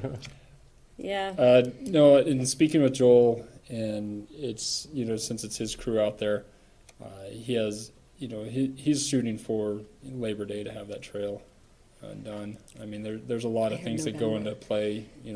Park Service has their restrictions on, temperature and things like that for their staffing. So, but they are making quite a bit of headway. So where the 2 trails, the existing trail and the new trail intersect, they have actually open that section and corralling folks onto, a quarter of the new trail on the overlook side. They're beyond their shade structure, and so they're almost to the property line between the Park Service and the City of Page as far as the trail construction goes. They're just now getting to our property line? Getting close to our property line, yeah. 2 years. Yeah, I was gonna say, I looked at it, I went out there Monday, and I don't think they're gonna be another year, at least another year out. We have, just for information on that, we have been in good communication both with Joel and his team and with the Park Service on their maintenance crew and their maintenance division at headquarters to kind of keep this relationship going, because Public Works doesn't have the manpower to realign buck and rail fencing. We've been in discussion with them about logistics on Phase 3 construction, how we're going to manage pedestrians around, that trail. Keep your fingers crossed, that trail will be open before the new visitor contact station is in play. And at some point, we're going to have to close a portion of that off for the building envelope of the visitor contact station. So we've been in communication with the Park Service on that aspect, trying to dial in logistics and how to work that. So we're doing our best to maintain a working relationship with them. One question I would have is, where do you stand, Kyle, on the shade structures that we talked about? They should be delivered next week. And where do you plan to put those? The two that we have coming, we have looked initially, before the buck rail fence went up, we were looking at putting those at the loading ramp, loading and unloading area for the buses. Buses, okay. Yeah. We hadn't anticipated on putting one around closer to the bus parking area. As Director Cormier had mentioned, that now that the buses stay, we're seeing passengers come straight off the trail onto the buses. So we're not seeing quite the milling around of those passengers. Yeah, our temps are getting there, so that shade will save EMS guys a lot of work if we can get that up. So, be good.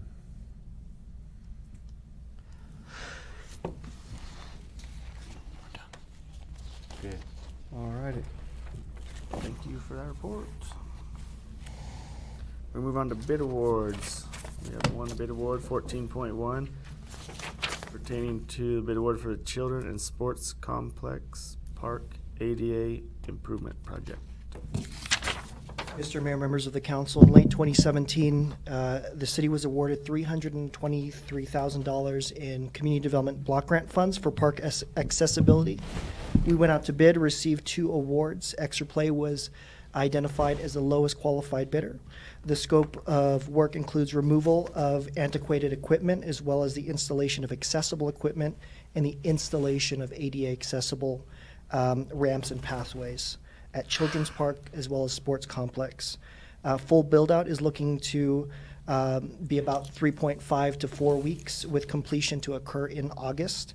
The Parks and Recreation Board unanimously voted to recommend this bid, and in the amount of $210,000 or $210,987.16 through the grant.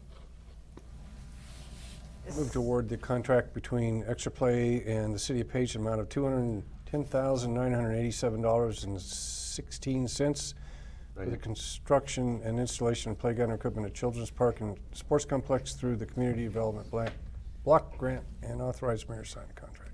Second. Motion is second. Question. Any further discussion? Sorry. This is a bid that has been extended, correct? Yes, ma'am.